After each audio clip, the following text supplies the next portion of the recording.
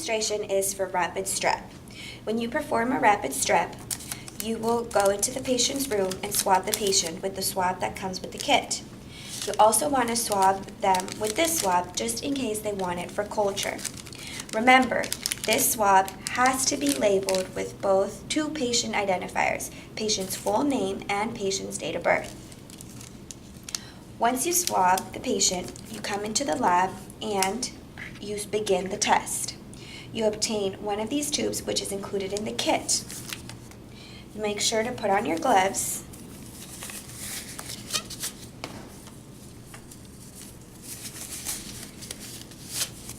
And then you can begin the test. You'll start by adding 4 drops of reagent 1,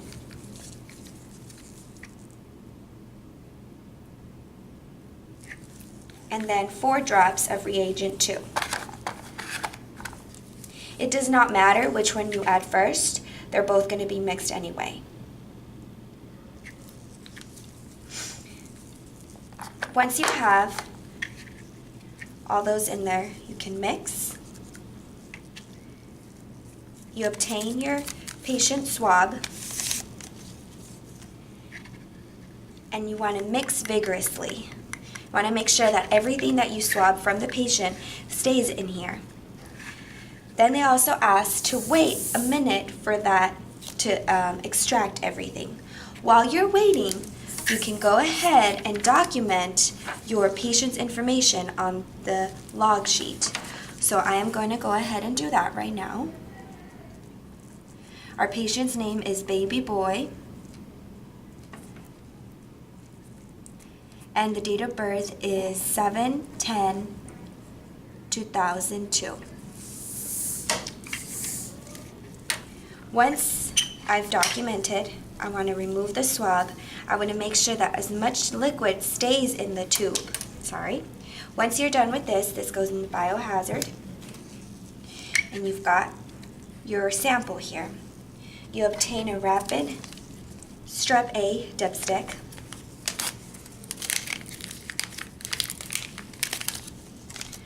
This is what it looks like. This bottom part goes in here. And once you do that, you set your timer for 5 minutes. After 5 minutes, you will read your results. Results either be positive, negative, or invalid. Remember, positive means 2 lines. Your control line has to be there. Negative, you will only have your control line. An invalid result occurs when you do not have a control line. It is very, very important that you are able to read this. After 5 minutes, you will have a result, and you will document it on your sheet. Result, we're going to say we got a negative result, so that means that it looks like this. So on result, we write negative. On control line, we just do a check mark saying that the control line was there, and the background was clear, meaning that there was no interference, and you initial.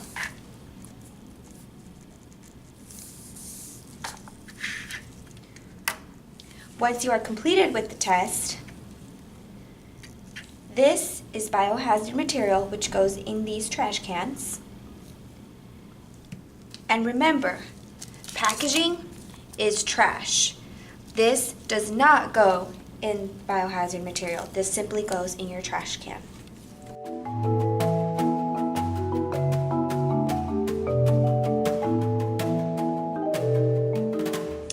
Now we are going to go over how to do a urine pregnancy test. When you give a patient a sample of urine, you want to make sure that you label it with 2 patient identifiers, patient's full name and patient's date of birth. Our patient's name is Test Pregnancy, and their date of birth is 8/28/1989. When you want to perform a pregnancy test, you will obtain the HCG urine cassette from the kit, open it, and remember that this cassette comes with a pipette that you're going to use. So it is important to use the pipette that comes with the kit. Open the urine, and you are going to obtain 3 drops of urine. 1, 2, 3. You will then throw this in the biohazard bin and set your timer for 5 minutes. Now, you may get a positive result by 3 minutes, but it is recommended to wait the 5 minutes for a negative result. Then you will also document your result on the sheet. So we are going to start documenting our patient's results.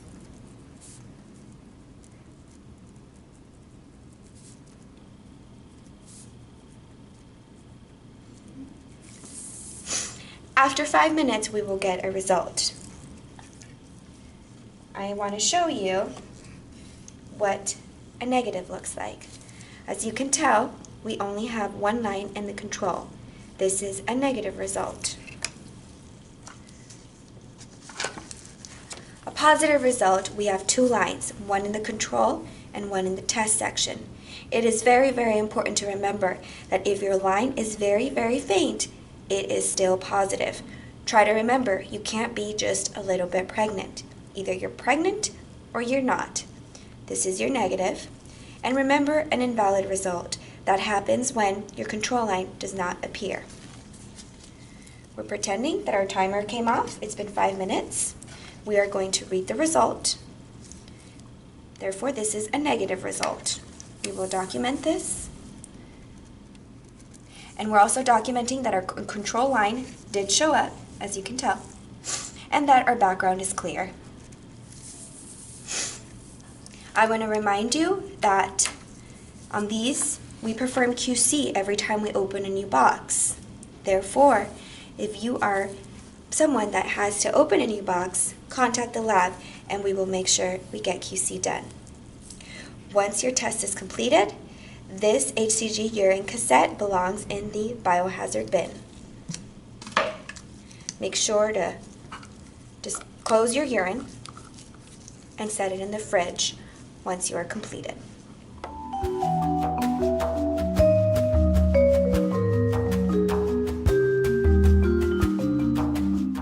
Now we're going to talk about how to perform an influenza test.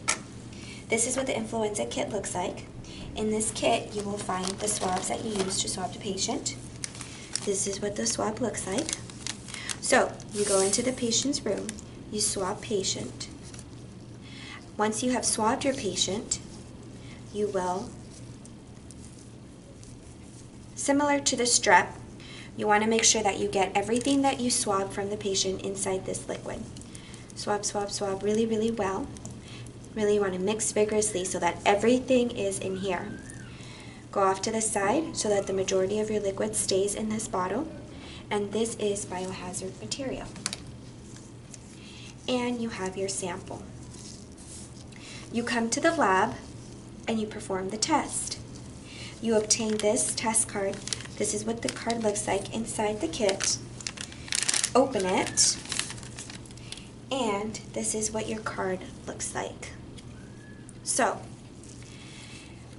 you will obtain your sample, which is right here, and you will be using one of the pipettes that are included in the kit. Remember, you can only use the pipettes that are included in the kit. Do not use any other pipette. Before we start putting our sample there, we want to make sure that our sample is labeled. Therefore, this patient, we will call him Sick Baby. Sick Baby's date of birth is 4/23/2013. So, once you have that, you will obtain your sample from here using the pipette provided in the kit. When you use this pipette, you only play or squeeze the top bulb. The reason why this happens this way is because as you squeeze, you want to make sure that this fills up. There will be some remaining liquid here, which is fine. That remaining liquid is going to stay there. This amount is a measured amount that is needed for the test. Therefore, it is very important to only use the pipettes provided in the kit. To apply your sample, you want to apply your sample to the white portion. Do not apply your sample to the pink portion. So we're going to apply our sample slowly to this white portion. Once we've applied our sample, this belongs biohazard material. Then we will remove this adhesive and close the test card. We set our timer for 15 minutes. During those 15 minutes, we will document our result. We will start with the documentation process. Sick baby. Sick baby's date of birth is 4/23/2013. And we wait for the result.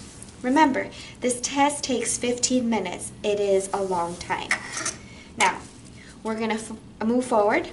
Pretend it's been 15 minutes. So, I will show you what a negative result looks like. This right here is a negative result. You notice that the control line is there. The control line must always be there. I also want to remind you that we have these cheat sheets available with every kit. If you happen to forget the process, you can always refer to this. This guides you through the whole process. 15 minutes, okay? And it reminds you here what a negative looks like, what a positive for flu A, positive for flu B, positive for flu A and B, or invalid.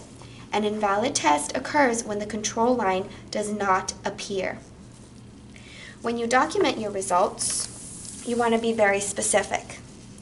In this case, we were negative.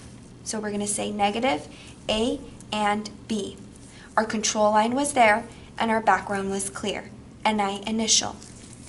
Now, when you get a positive result, you want to be specific. Positive for A or positive for B. We need to know what flu was positive. Once you are done with your test, you will discard of the test card in the biohazard material along with this tube where you put your swab in, along with the pipette that you used. And again, just a reminder, trash, this is just trash, so this just goes in the trash can.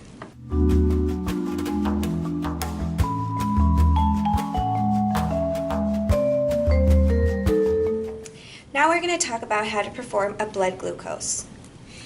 As you can tell, these blood glucose monitors are contained inside this kit. They are labeled by the team that you're in, and on the outside we have also included the serial number. Therefore, the machine that should belong in here, if you turn it around, will say green, which is green, and right here it'll also show you the serial number. Therefore, the strips that you find inside that pouch should remain in this pouch. The reason this happens is because we have to do quality control every time we open a new vial of glucose test strips. When we perform quality control, we label it as the color where it belongs to. This, for instance, belongs to green. And this quality control was performed on October 5th. Therefore, they should all remain in the same pouch. To perform a glucose test, you will poke the patient on the side of their finger.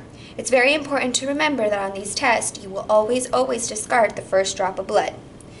Let's perform a test. You want to make sure that you use gloves to protect yourself and perform the finger stick. For demonstration purposes, I'm going to use a control solution just so you see how to perform the test. We obtain a strip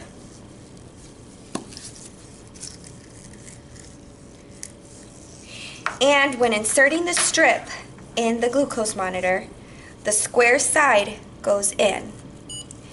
This will automatically turn on the glucose meter, and this image right here means that the glucose meter is ready for use.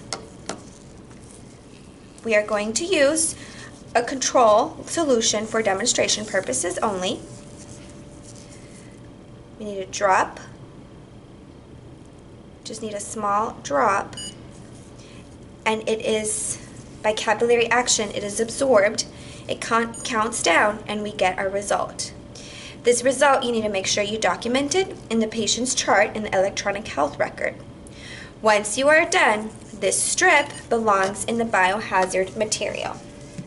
Remember, do not reuse strips. They're only used once, and it is also very important to keep this solution, these strips closed. You don't want to keep them open. As you could tell, when you remove the strip, the meter turns off.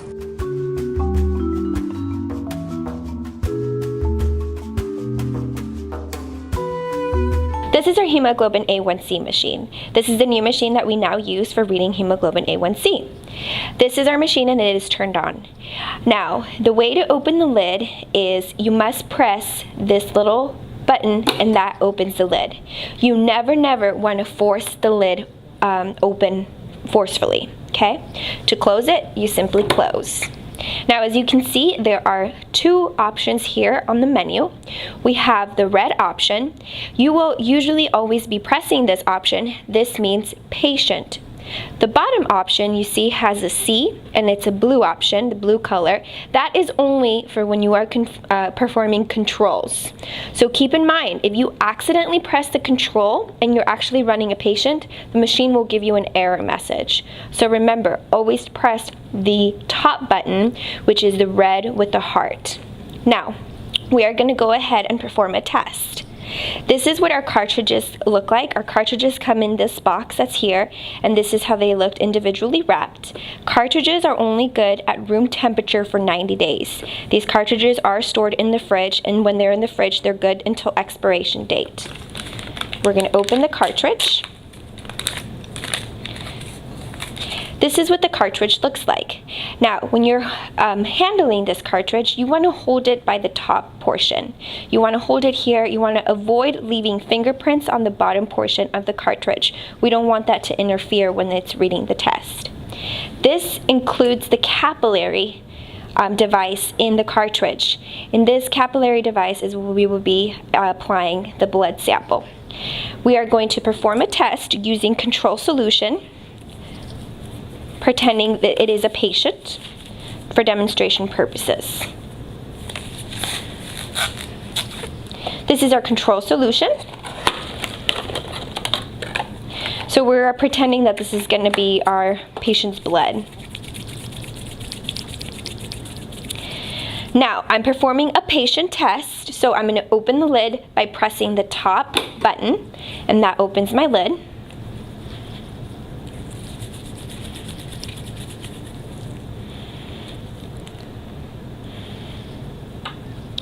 I will grab the capillary device, obtain my sample,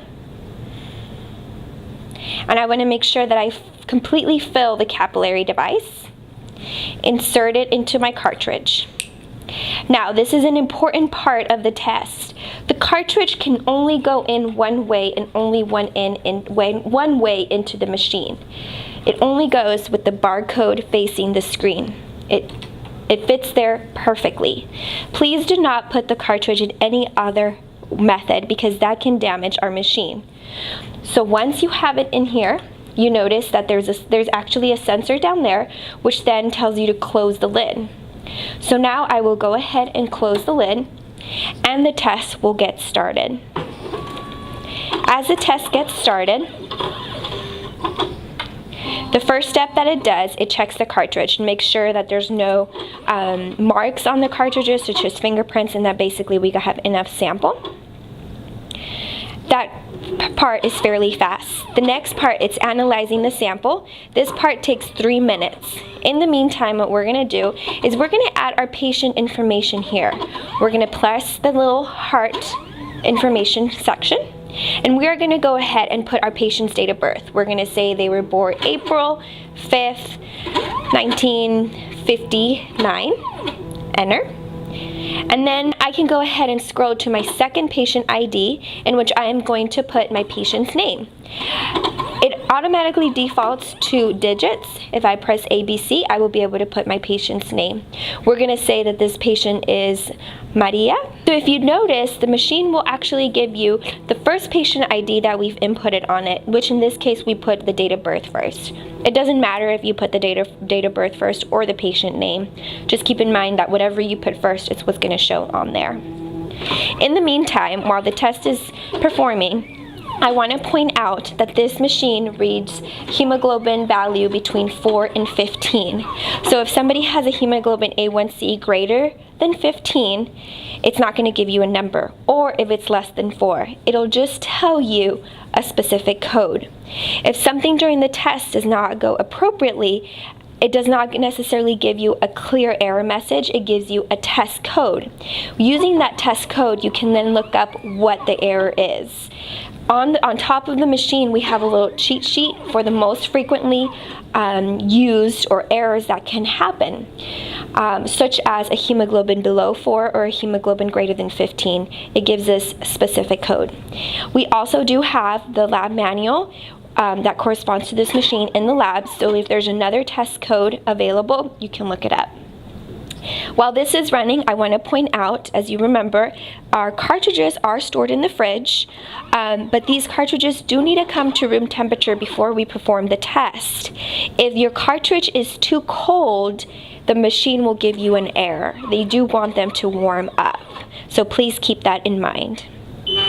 So, now we have our result of 6.4. We can go ahead and document that into the patient's chart. As you see, everything went fine. In order to get the cartridge out of the machine, we need to press the check mark, this little check button. That'll get the cartridge out. It'll open the door for us. Remember, we never want to open the door forcefully. We take the cartridge out of the machine and then we close manually. These cartridges can go in the trash can. These can go in the trash can. Yes, we can put them in here, but there is no harm in putting these cartridges in the trash can if needed. And that is your hemoglobin A1C test.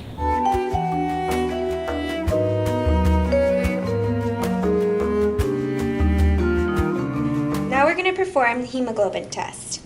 Now, for the hemoglobin test, this is a machine. It's called the HemoQ machine. We also use these micro cuvettes. When we are the first person to open them, which we are right now, we need to make sure that we label it with the date that we opened it. So today's date. And once you open these expire 3 months later. So November, December, January 30th, 2016. This is the new expiration date now. We open these, and this is what the micro cuvette looks like. Remember, once you grab the micro cuvette, please make sure to close the lid. We don't want the chemicals to go bad. Now, this test is performed on capillary blood. So you perform a finger stick on your patient and make sure to wipe off the first drop of blood. All this is done while using personal protective equipment such as gloves for this case. Now, for this demonstration, I am again going to show you how we run this test using a control solution. This is what the micro cuvette looks like. We will pretend that this is our patient's finger. We need a drop of blood. We've wiped away the first drop of blood on the patient. The blood has to go on that very tip because that is what serves as capillary action and sucks the blood in. As you can see, my circle is nice and filled. It is very, very important that that is completely filled. If it is not completely filled, you will get a false result. You then place this on the machine. and close it. It does not take very long to get a reading. While that is happening, you want to make sure that you record your result. This one will be pregnant woman. Our result is 11.2. We're going to make up a date of birth of 6/10/79. And we make sure we put our initials. We document our result of 11.2. Please remove the used microcuvettes. These used microcuvettes go inside the biohazard trash. Remember, it is very, very important that you label this if you are the first person to open it. Another important message that I want to make sure everybody understands about the hemoglobin machine. If you get a result that does not match with the patient's symptoms, please do not be afraid to repeat the test. This test is very, very picky. Therefore, if you get a result of 7 and your patient is doing just fine, don't be afraid to repeat the result.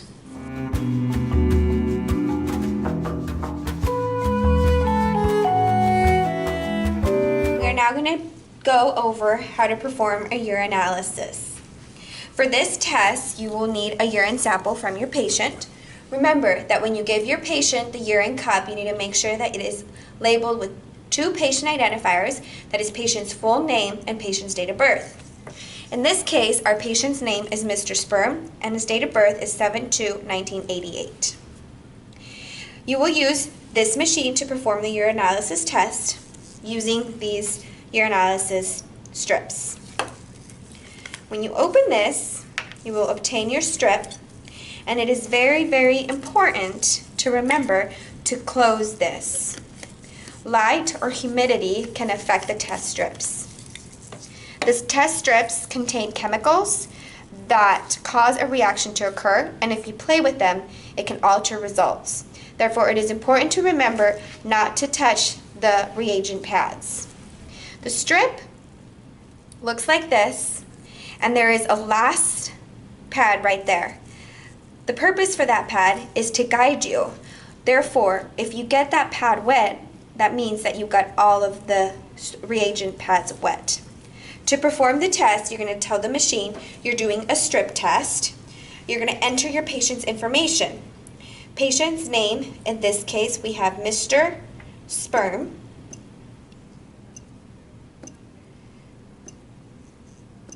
Enter.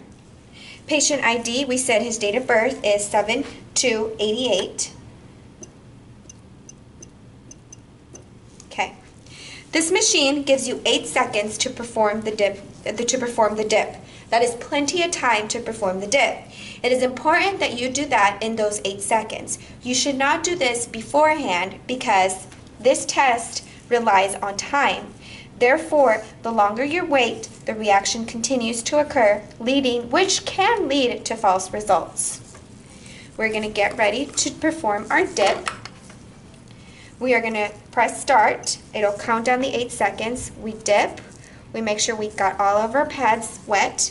We blot, and we insert our strip. You want to insert it all the way up. This will get your strip. Run the test. Remember, if you were not able to do that in the 8 seconds, don't panic. You can just repeat the test. It is important that that is done in those 8 seconds because this test is time sensitive. Now, as you can tell, this tube of strips has already been QC'd. We run QC on this every time we open a new bottle. Therefore, if you see a bottle that does not have any indication that quality control was run, please notify the lab and we will perform quality control immediately. Our test is almost done. And this will print off our results, and those results we will document them in the electronic health record. Now, you need to make sure to remember that this used strip belongs in the trash. This is not in the biohazard material. Therefore, to discard of this, you just simply dispose of it in the trash. Our results are printing.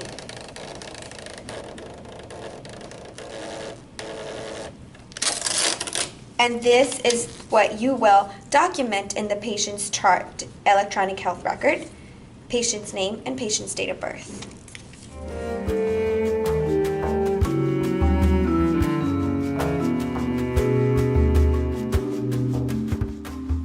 We are now going to go over the lead Care 2 machine. This is to perform lead testing.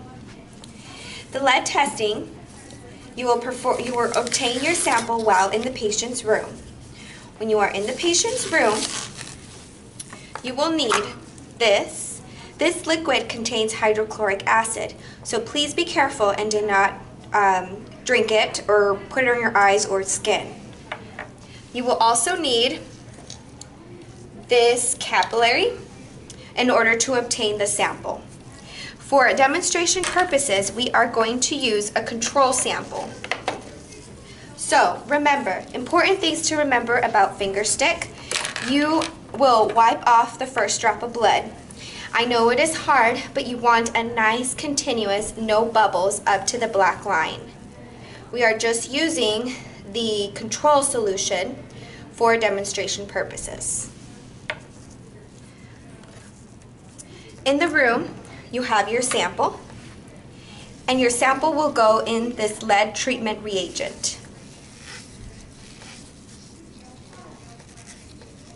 It's a little difficult to open this. Once it's open, your sample of blood will go in there. There's this plunger. As soon as you're able to get that in, your blood goes in there. This then is biohazard material. Close it, and you shake. You do want to mix this very vigorously. And at this point, we're going to label it. We're going to label it as boy blue. And the date of birth is going to be 8/10/2000. We have our sample. Then you will come to the lab and you will perform the test. You will obtain the strips. Something to remember about the strips. The machine tells you what lot number we are using. In this instance, we are using 1502A. Therefore, the strips that you obtain should match. In this case, they match. If for some reason they were not to match, please notify the lab and we will run quality control. Remember, quality control is ran every time we get a new lot. From here, we obtain our blood lead sensor strip. And please make sure to close the lid once you are done. You insert the sensor, and once it's inserted, it will beep, telling you to add sample on the X. The kit comes with these pipettes.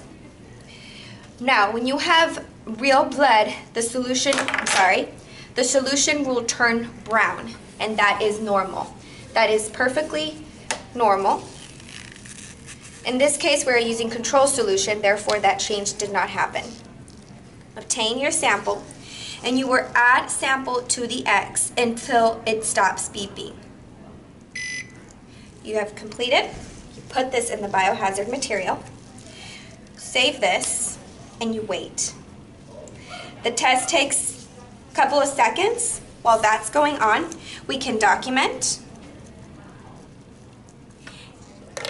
Our patient is boy blue. Date of birth is 8/10/10. And now we will wait for the result. We now have results. Our result for this patient is 19.1. So we will document our result and initial. We will dispense, get rid of our used strip in the biohazard, as well as our blood. Now, this number is high because we used our high control.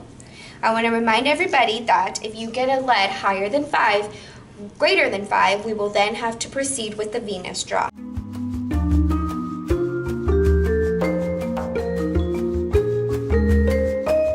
We're going to talk about the Cholestek, the lipid test.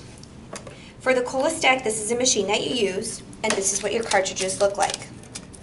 These come in a box, and I just want to make sure that everybody knows that once you get that box out of the fridge, it is important to label that box with the date that you got it out of the fridge, because these are only stable for 30 days once they come to room temperature. Specimen that we use for this test is capillary blood.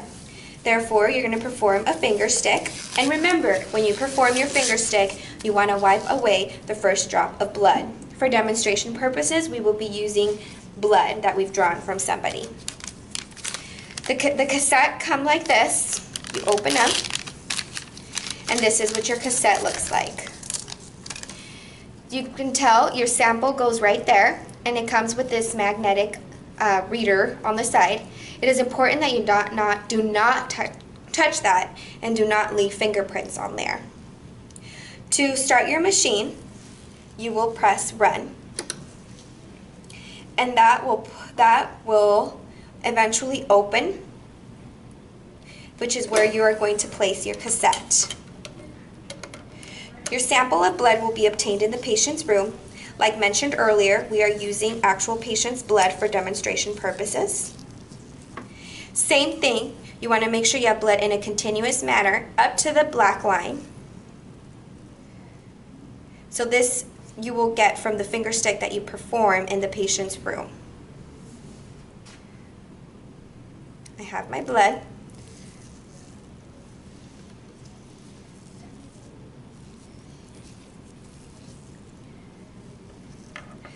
Therefore, I am going to now apply this sample to that hole right there.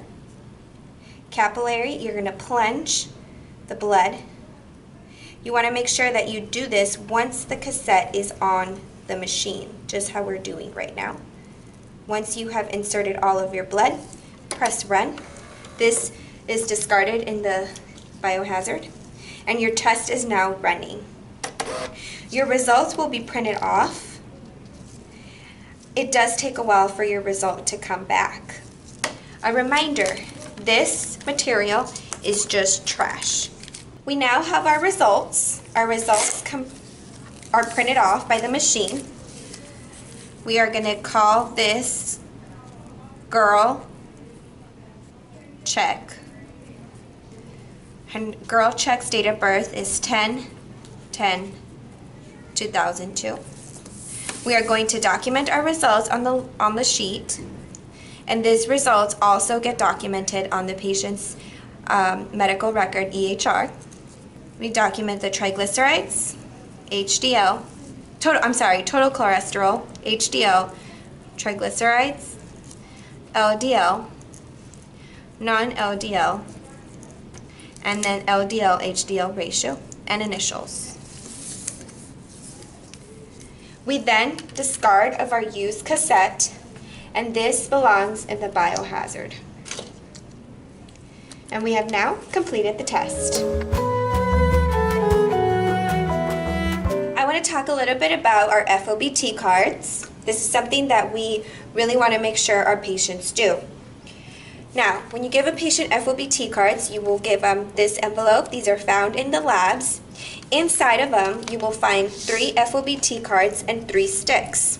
When you give this to the patient, it is very important that you label each card with patient's name and date of birth. This is very, very critical. Many times patients mail these, and if they are mailed and we don't have them labeled, unfortunately we can't do anything with them. And this is not a fun collection process. Now, when you explain this to the patient for collection, this is what you will explain. They can do this test one of 2 ways. They can obtain, using the stick, they can obtain a little bit of poop, stool sample, and color in grab another portion area of the stool sample and color in area B. It is important that you explain to the patient just to color it in. We do not want it to be very, very thick. All we need is a thin smear. The other way the patient can do this is at the moment that they clean themselves, once they have that toilet paper, they can grab a little bit of stool sample from there and get it on A. Next time they clean themselves, get it on B. Remember, patient's sample goes on A and B. Then when the patient is done with that, they close it. Do not open this section. Patients should look at it. This is completely ignored. They will redo this 3 times it doesn't matter, just 3 different days when they use the restroom. I want to talk about specimen handling when you walk from the patient's room to the laboratory and specimen labeling. It is our policy to label every sample with patient's full name and patient's date of birth. In the laboratory, you will find these Petri dishes. These Petri dishes are for use as a transport device. When you are in the patient's room and you obtain hemoglobin or you obtain the capillary for cholesterol testing, you have blood that is exposed. Therefore, you use this Petri dish as a transport device. You will also find labels. These labels are used so that you can label your samples with patient's full name and patient's date of birth. Therefore, you can use this label along with your transport device to transport your sample, and your sample is identified. These labels can also be used to label urine samples. I understand that sometimes it is difficult to get all the information or the patient's full name in this small section. Therefore, the labels are there for you to use. Remember, we always need to have patient's full name and patient's date of birth.